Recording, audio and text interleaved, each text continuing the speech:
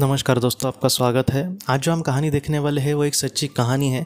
इसको जिस शो से लिया गया है उसका नाम है घोस्ट ब्रदर्स। यहाँ पर एक 3 दोस्त थे और वो ऐसी जगह पे जाते हैं जो जगह मतलब जहाँ पर भूत वगैरह होते हैं ऐसे कहा जाता है, और अपने हिसाब से वो इन्वेस्टिगेशन करते हैं कि वो आखिर कौन है, वहाँ पर क्यों है। तो इस तरीके से आज वो जहाँ पर गए थे उस जगह का नाम था, अमेरिका में एक जगह है दोस्तों जिसका नाम है पेंसाकोला। उस पेंसाकोला में एक लाइट हाउस था। लाइट हाउस आपको पता होगा, मैं आपको उसका चित्र दिखाता हूँ। इस तरीके से होता है, समंदर से कोई जहाज़ वगैरह जा रहा है और उसको दिशा समझ में नहीं आ रही तो कहीं ना कहीं किनारा इस तरफ है, ये दिखाने के लिए वो लाइट हाउस होता है।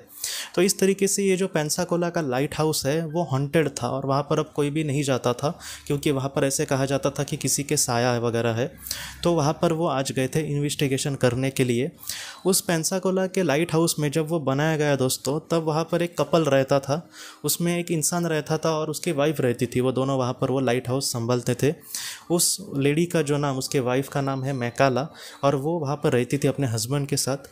बाद में वो जो मैकाला का हस्बैंड है दोस्तों, वो इस मतलब उसका वो मर गया वहाँ पर, वो इस दुनिया से चला गया और उसको मारने का इल्ज़ाम इस मैकाला पर लगाया गया था और इसको बाद में पुलिस ने पकड़ा।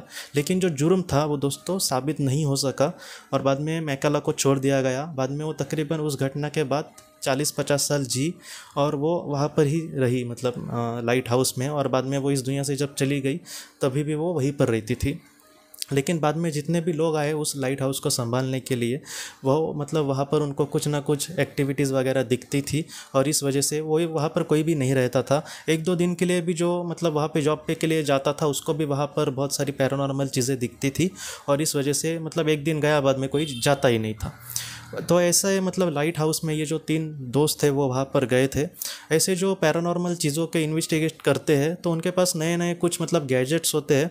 वो लोग, उन लोगों के पास दोस्तों एक ऐसा गैजेट था जिसको घोस्ट बॉक्स वो कहते हैं, जिसमें बहुत ही छोटी सी आवाज़ जो फ्रीक्वेंसी में या फिर ऊर्जा के साथ अगर ऐसी कोई आवाज़ कही जाए तो एक नॉर्मल इंसान, हमारे और आपके जैसा नॉर्मल इंसान, उसको ठीक से नहीं समझ में आता। तो ऐसे वक्त में जो घोस्ट बॉक्स ऐसा होता है वो, उसको मोबाइल के साथ कनेक्ट किया जाता है शायद ब्लूटूथ से, जिस तरीके से ब्लूटूथ ईयरफोन हम यूज़ करते हैं। तो उस तरीके से कनेक्ट करने के बाद अगर कोई सोल, कोई आत्मा वहाँ पर भटकती हुई इनको कुछ कहना चाहे वो तो कह सकती है। उस घोस्ट बॉक्स में बहुत सारे शब्द, जो डिक्शनरी के शब्द होते हैं, वो सारे उसमें डाले जाते हैं और इस तरीके से समझ में आ सकता है कि कोई क्या बोल रहा है। तो ऐसे वक्त में जब उन्होंने मतलब इसकी छानबीन की, तब उसने मैकाला को ये पूछा, मतलब वहाँ पर पहले तो ये पूछा उसने कि तुम मतलब कौन हो। तब उसने कहा कि मैं मैकाला हूँ। कहीं ना कहीं ये साबित हो गया कि वहाँ पर मैकाला की आत्मा भटकती थी और बाद में ये भी उनको ये पता चला कि मैकाला ही है वो जो इस तरीके से लोगों को परेशान करती है। बाद में उसको ये पूछा गया कि तुम यहाँ पर क्यों हो, तो उसने कहा कि वो वहाँ पर रहना चाहती है क्योंकि वो उसका घर था। आप सोचिए दोस्तों कि हम 2-3 साल कहीं पर रहे तो बहुत अटैच हो जाते हैं उस घर से, लेकिन ये बहुत सालों से, तकरीबन 60-70 साल जो भी उसने ज़िंदगी जी थी वो ज़्यादातर अपने मतलब उस लाइट हाउस में जी थी, तो इस वजह से वो जाने के लिए तैयार नहीं थी। बहुत सारे मतलब ऐसे आत्माएं हैं दोस्तों जो मतलब अपने घर को छोड़कर नहीं जाना चाहते और इस वजह से वो लोगों को परेशान करते हैं। तो इसके लिए मैंने बहुत सारे वीडियोस भी उस पर बनाए हैं। बाद में थोड़े वक्त के बाद वो चले जाते हैं। तो मैकाला के साथ ऐसे हुआ था। बाद में सबसे बड़ा सवाल उसको ये पूछा गया कि सारे लोग ये कहते हैं कि तुमने ही अपने पति को मारा है, क्या तुमने असल में उसको मारा है? तब मैकाला ने कहा कि मैंने उसको नहीं मारा। ये जो बात है, कोई लोग ये भी कह सकते हैं कि कोई झूठ भी बोलेगा, लेकिन ज़्यादातर जो सोल्स है वो डायरेक्टली झूठ नहीं बोलती, क्योंकि घोस्ट ब्रदर्स ने खुद ने, उन तीनों दोस्तों ने कहा है कि उन्होंने ऐसे भी कुछ केसेस देखे हैं जहाँ पर उस सोल ने डायरेक्टली कहा है कि हाँ हमें मतलब मारा है। एक केस उन्होंने ऐसी भी कही थी जहाँ पर एक जेल में दोस्तों 2 लड़कों को रखा था एक इंसान को मारने के जुर्म में। बाद में इन्होंने उसके सोल के साथ जब कनेक्ट किया और वो दोनों जो दोस्त थे ना दोस्तों, उनको मतलब जब जेल में डाला गया था तभी वो कह रहे थे कि हमने कुछ भी नहीं किया, हम बेकसूर है, और मरते दम तक वो वही कह रहे थे। लेकिन बाद में दोस्तों बहुत सालों के बाद, 50-60 सालों के बाद भी उनकी सोल वहाँ पर भटक रही थी। तब ये जब वहाँ पर गए थे, उन दोनों दोस्तों ने ये कहा कि हमें फंसाया नहीं गया था, हमें फंसाया नहीं गया था, हम मतलब हमने वही असल में जुर्म किया था। तो बहुत बार मतलब सोल जो होती है वो ज़्यादातर सच ही बोलते हैं, ऐसे हम समझ सकते हैं। लेकिन हमेशा ये ऐसा होगा ऐसा नहीं है। लेकिन आज मैकेला कह रही है कि उसने किसी को भी नहीं मारा, उस पर गलत इल्ज़ाम लगा था। तो हम थोड़ा सा समझ भी सकते हैं, इसलिए पुलिस को वगैरह कोई एविडेंस नहीं मिला, वो साबित नहीं कर सके कि इसका खून ही हुआ है और वो मैकेला ने किया है उसके पति का। बाद में मैकेला वहाँ पर अपनी ज़िंदगी जी रही थी। बाद में उसको ये पूछा गया कि तुम यहाँ पर क्यों रह रही हो, तुम्हारा तुम यहाँ पर कोई तुम्हें मतलब फंसाएगा तो नहीं, या ऐसे कि यहाँ पर ही रहो। तो उसने ये कहा कि ये मेरा घर है, मैं कुछ वक्त के लिए यहीं पर रहना चाहती हूँ। कहीं ना कहीं वो अटैच हुई थी उस घर से, उस लाइट हाउस से, और इस वजह से वो रहती थी। लेकिन वहाँ पर सिर्फ दोस्तों मैकेला की ही आत्मा नहीं थी।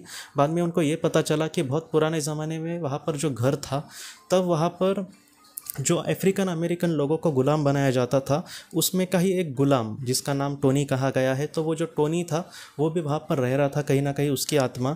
जो टोनी था वो दोस्तों एक गुलाम था और बाद में उसको आज़ाद कर दिया था, वो एक आज़ाद गुलाम था। बाद में वो किसी तरीके से अपना मतलब अपना देखता था पेट पानी का, और बाद में वो वहाँ पर रहता था उस घर में। तो कहीं ना कहीं वो भी उस घर में था। तो इस तरीके से ये कहानी है।